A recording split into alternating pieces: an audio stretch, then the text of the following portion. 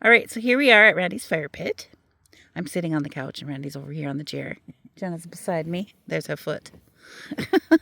Anyway, so we were just reminiscing about the night that Randy and I were sitting out here in the dark with the fire going. And just center of this picture where that pine tree is, or that evergreen tree. What kind of tree is that?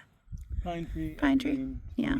Spruce. So just beyond that, not even very far into the woods, on this side of the river, because the river's on the other side of that, to Little Woods. And then it goes on for miles with more woods. Yeah. So on the state land. Anyway, so right beyond that, there was this bright white light that just shot up into the sky, just boom. And there's like nothing back there that could cause that. So but Randy and I both saw it. Yep. So that sticks with me as an interesting thing. So hoping tonight we'll have some interesting things happen. There's been a lot of orbs seen here. Mm-hmm. Lots of them come out of the ground, fly around, stop, hover, move on. Yeah. So what color were they, Randy? Well, the ones that come out of the portal were orange. Orange. And they were walking. Me and John heard the footsteps in the leaves, and they went over to my old original gifting area where I had the jar of peanut butter, some apples. He brought a new camera. That's when I'd like cameras to be here. New SD card, new batteries. And we were sitting there, and it was about 11 o'clock at night. We're back on the state land back there. Sitting in one of my deer stands I just make out of the woods. Platform, some railings, and some camouflage burlap around. And it's not big enough for two people. So he's sitting in my chair, and I got to stand. In fact, my shoulder's touching his. I'm kind of standing like this. And about 11 o'clock at night, it's so dark out I can't even see him. I see maybe 30 yards away this doorway. It's bigger than 3 doors put together, and it's tall. I don't know how tall it was because we didn't measure nothing, but it's shimmering like the northern lights. Yellowish, orangish, bluish, whitish, and I'm looking at it, and I take my glasses off. Am I seeing that? I say to myself, yep, I'm seeing it. I finally whisper, John, you see that? He says, yes, he'd been watching it too. All of a sudden, 2 round orbs come out. They were big. I don't know. They were like orangish like. And it's in the fall. We could hear the footsteps in the leaves crunching, and they were walking, but in orb form. And they go over to where we had that peanut butter and stuff. That's only like 40, 50 yards away too, and we're right in the woods. And a little bit later, they come back. The first one is not in orb form. I can see the cone head, the red eyes, the shoulders, the arms going back and forth. The next one is orb form. They go to that doorway looking thing. They go into it. It's all gone. So we wait a little bit and all excited and thinking about what we just seen.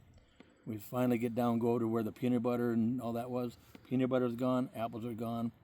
And when we get home, well, the SD card is wiped clean. There's not even a picture of us when we set the camera up. And the batteries are drained dry, just like that. So Sasquatch is metaphysical, interdimensional. They are not some big old animal hiding behind a tree in the woods and you don't see them. They don't even live on Earth. They come to Earth. I've had mind speaks where they've told me that. As crazy as it sounds, I have no reason to make stuff up and be teased about it looking like a dork. It's true. That's why there never will really be evidence for the world as the world wants it. The only way to really get evidence is do it for yourself and not try to get evidence and get them to trust you. That's what I've been doing for a few years, and that's why I have so much interaction with them. And out here at Randy's, we don't do a lot of camera. Like we're documenting things right now, but tonight we're going to be all about experiencing everything. Yeah, my place they've been seen 33 times at my place by people I've let come here. I've seen them 12 times close, so close that one time I could have touched it. I could have touched its cheek like that. My sightings are always in the open, in the daytime, close up. We look at each other. Last year I went through 300 jars of peanut butter, and they gift me, I gift them. They give me Y sticks and deer skulls. I got 44 deer skulls, and I know they're giving to me because they'll be on the steps of my house, on my deer stand. I'll walk in the woods, come back the same way, and there's a deer skull there in there. I'm talking like 8-point bucks, 6-point bucks, spike bucks, fawns, does, beaver skull. I got them all at my house on a trailer. My wife doesn't want them in the yard no more. She's tired of looking at them. Yeah. And you want me to keep going? Sure. And I've always told people, when in February or whenever they do, the deer drop their antlers. And you can't find them a lot of times when you're shed hunting to try to find an antler because mice and squirrels, raccoons, whatever, porcupines, they eat them because it's minerals for them. All my deer skulls that I have, they're perfect. None of them have been chewed on. And people ask me why that know about deer hunting and antlers. And I always used to say, well, it's because Sasquatch got their smell on them, nothing will touch them. Well, that is not what it is. I was, this spring I was doing my gifting like I do, and I decided to walk through the woods. I'm not even thinking about deer antlers. I just said out loud, I'm going to go see if I can find a deer shed. And I'm walking through the woods to get back home. All of a sudden I had a mind speak, right? It was so clear, clearer than me talking to the phone here and videotaping me. They told me why those deer antlers are perfect. Because they were never laying on earth as we know it. They were brought to me as a gift for where they can go where we don't know how to go. And I had another mind speak a couple weeks later. They told me what they're not. Here's what they're not. They don't bury their dead. They don't go south for the winter. They don't go in a swamp when it's 40 below in Minnesota because it's warmer. They don't live on Earth. They're in another dimension, but they come to Earth. They go in swamps. They go in caves. They do all that, but they don't live here as we know it. That's why there will never be like somebody shoot one and all that. That's a bunch of BS. That will never happen. And that's my story, but it's not a story. It's what they are. And what I'm saying is not an opinion. It's what they've told me, and it's what I know. I can't say it any more than that. Very good. Very good. I love how you share everything with us, Randy. Yeah, I'm an open book on that. I feel the truth needs to be told. And a lot of times I won't chime in on those Facebook things, but sometimes I do. And people say, what kind of stuff are you smoking? Well, I don't smoke pot. I don't smoke cigarettes, and I'm not a big old drinker. I'm just telling the truth. And a lot of people don't want to believe the truth because they think they're going to get one. And when they find out what the real truth is, then they lost all hope. Because that's not what they are. Think of it this way. They've been searching for Sasquatch hundreds of years, maybe thousands of years, and they've never really got nothing. Because they never will, because that's not what they are. I am not scared of them. There's no reason to be scared of them. They're not taking a stick and hitting a tree like a wood knock. I don't know what they're doing, but I know they're not doing that.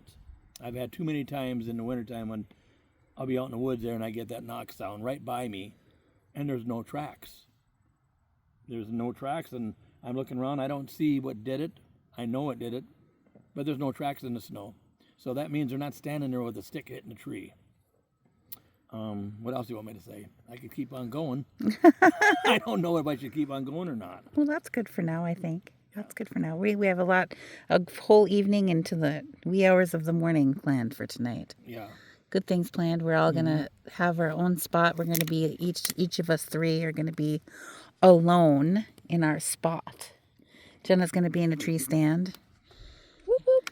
And I'm going to be here on the couch at the fire, where they do often sneak up on you. So, one more thing. This year, since March, I've gone through 170 some jars of peanut butter and too many apples to count. I don't count them anymore. But here, can I say one thing? yeah. I am buying a lot of peanut butter. So here's what I do. I go to Dollar General and buy some.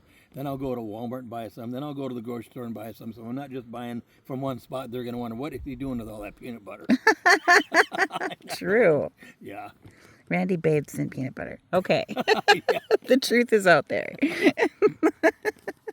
No, and it's fun to see the different peanut butter jars. So you can tell the ones that have been, messed with by other creatures, whether it be bear or whatever, raccoons. There's a big difference. And there's a big difference in the ones that are totally clean and hanging back up on the tree. Yeah. They're not taking a peanut butter jar and sitting there licking it. They're taking it to where they go, and it looks like they went through a dishwasher or they washed it. I don't know. And they'll take it, some of them bring them back and put them upside down in a branch of a tree. They look like they went through a dishwasher. They're perfect. When a bear gets them, it's all ripped up. When a raccoon gets them, the cap is broken in half, and there's holes chewed in the bottom of them, and there's residue left in them. Mm-hmm. Yep, always fun to see the comparison of the two. Yeah, and I keep some of those jars that are like that so I can show people the difference. Mm-hmm. Mm-hmm.